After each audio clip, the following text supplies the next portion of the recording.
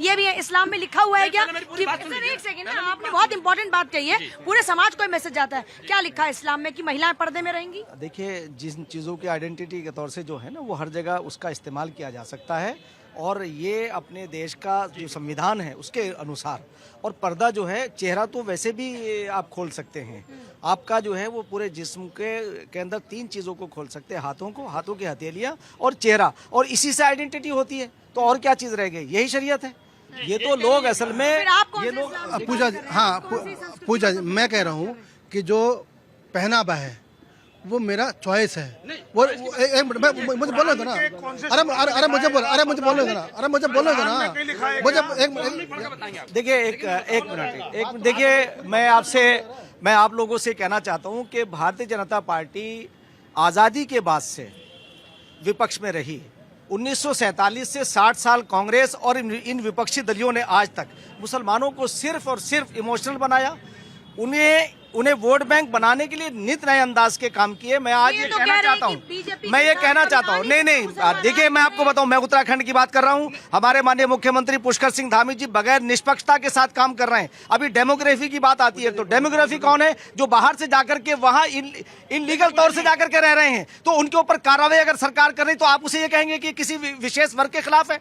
मैं एक बात ये देखिए, मैं बता रहा हूँ, एक मिनट, मैं आपसे वो बात कहना चाह रहा हूँ। तो बहुत सारी चीजें आती हैं, तो आप किसी भी सरकार की ट्रांसपेरेंसी के हिसाब से, जितना भारतीय जनता पार्टी के दौर में, मैं चैलेंज के साथ ये बात कहता हूं कि उन्होंने मुसलमानों का हित किया है, अहित नहीं किया। बिल्कुल नहीं, बिल्कुल। क्या आपको लगता तो नहीं कि भेदभाव हो रहा है? अरे अगर भेदभाव होता तो हम भारत के अंदर, हमारा अपनी सरकार है, भेदभाव कैसे होगा? देखिए, इनका तो ये भारतीय जनता पार्टी के नुमाइंदे हैं, ये भारतीय जनता पार्टी के, ये मुफ्ती शमून कासमी भारतीय जनता नुमाइंदे हैं, नुमाइंदे। और अगर इनको तवज्जो मिल रही है, अगर आज इनके पास में ये पद है, तो आप कैसे कह सकते हैं कि बीजेपी प्यार नहीं करती मुसलमान को? मैंने ये नहीं कहा बीजेपी सिर्फ वोट बैंक की राजनीति। मैंने ये नहीं कहा, ना मैं इनकी मुखालिफत कर रहा हूँ, मैं इनकी मुखालिफत नहीं कर रहा। अगर इनको सरकार प्यार दे रही है तो हर पार्टी में है। अब आप सपा के साथ, आप कांग्रेस के साथ हैं, तो क्या सपा और कांग्रेस अपने साथ बहुत ईमानदारी से? पूजा जी, मैं आपको बता दूं ना, मैं सपा के साथ हूँ ना कांग्रेस के साथ हूँ। और पर्दा जो है इस्लामी बहन है, वो अपनी मर्जी से करती है, ना कि उनको करवाया। सर, तो संविधान के तहत में उनको कहा जा रहा है कि आपको,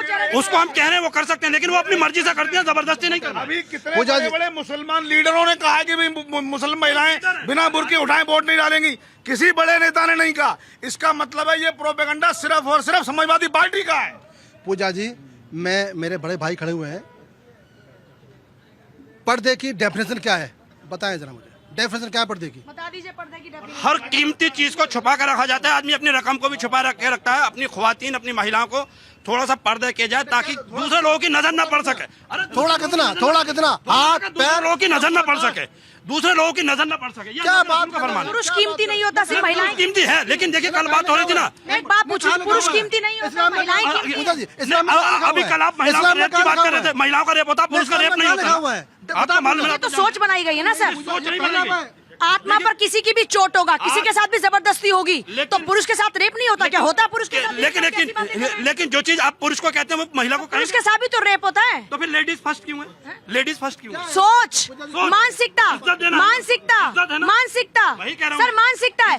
तो दहेज प्रताड़ना महिलाओं के साथ होती है, पुरुषों के साथ दहेज प्रताड़ना होती है क्या? ये एक बहुत गहरा विषय जिस पर आप लेकर जा रहे हैं। वो बहुत गहरा विषय है जिस पर आप लेकर जा रहे हो, वो बहुत गहरा विषय है। वो सामाजिक ताने बाना सर, आज वो चर्चा का विषय नहीं है ना। आज जो सामाजिक ताने बाने का विषय वो नहीं है। आज ये कह रहे हैं कि एक सेकंड, अरे ये पूजा जी, सबसे पहले नमस्ते और दर्शकों को प्रणाम।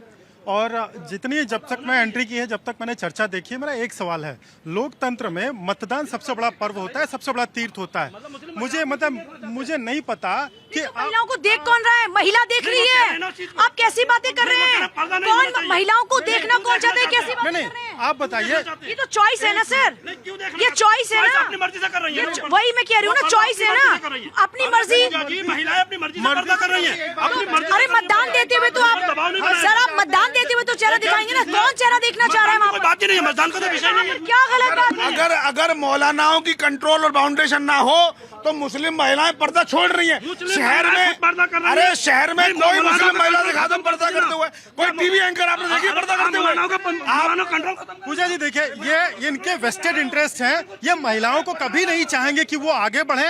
ये ऐसा सोच को दबा करके रखना चाहते हैं कि अपना कंट्रोल बना रहे। आप बताइए, किसी भी धार्मिक स्थान पे, चाहे वो हिंदू का हो या मुस्लिम का हो, कहाँ पे कहा जाता है? मैंने अभी पढ़ाई की है, देख के आया हूं मैं इस प्रोग्राम में आने से पहले, कहीं कोई बात नहीं लिखी है कि नहीं अगर वो जा रही है, हज पे जा रही है तो उनको चेहरा ढक के जाना है। हाँ सर, ज्यादा इस्लाम नहीं जानते हो? नहीं, एक मिनट, मैंने तो कुरान नहीं पढ़ी, पर मुझे लग रहा है कि क्यों नहीं कर सकते?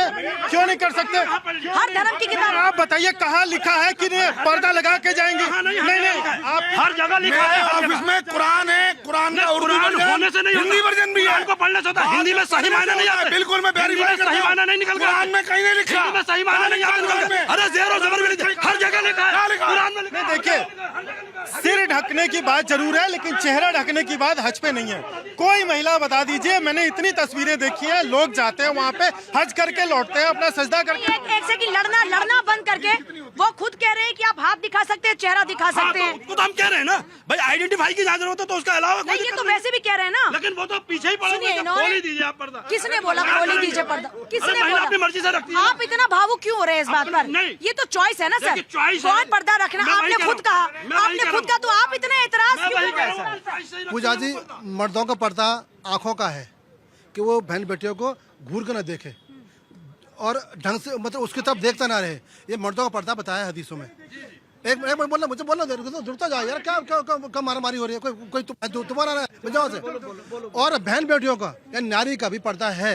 उसका पर्दा अपने पहनावे से है कि उसका कोई ऐसा अंग जिससे कि मनुष्य का दिमाग या उसका दिल या उसका ना पकड़े। मैं ये धार्मिक ग्रंथ में नहीं, किसी भी धार्मिक ग्रंथ पे नहीं जा रही, पर मेरा मानना ये है कि ऐसी मानसिकता, ऐसी सोच आती क्यों है कि किसी महिला का हाथ दिख गया या इतना दिख गया तो फिर उनको जहन में कुछ और ख्यालात आएंगे।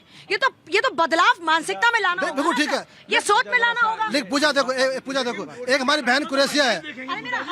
अरे मेरी बात तो सुनो, मेरी बात तो सुनो। हमारी बहन जो कुरैशिया से, जो हमारी बहन कुरैशिया है, वो देखा उसने पर्दे में नहीं देखा ना, तो बदलाव आ रहा है। लेकिन हाँ, कुछ कट्टरपंथी बोलने वाले ऐसे हैं कि जबरदस्ती उसका बुर्का कर रखा है। ये अभी कोई ऐतराज तो नहीं है ना कि कोई चेहरा देख के वोट करने जाए। महिला अगर महिला को देख रही है, चेहरा कोई मेरी बात सुनो, पासपोर्ट बनता है तो चेहरा दिखाना पड़ता है, आधार कार्ड बनता है तो चेहरा दिखाना पड़ता है, जहाज में बाहर जाता है तो बाहर जाते हैं। देखो, पहले तो मैं आपसे एक बात बताऊं कि जो महिलाओं का सम्मान होना चाहिए, बेटी, माँ, बहन और वाइफ, और चारों रिश्ते बहुत पवित्र हैं।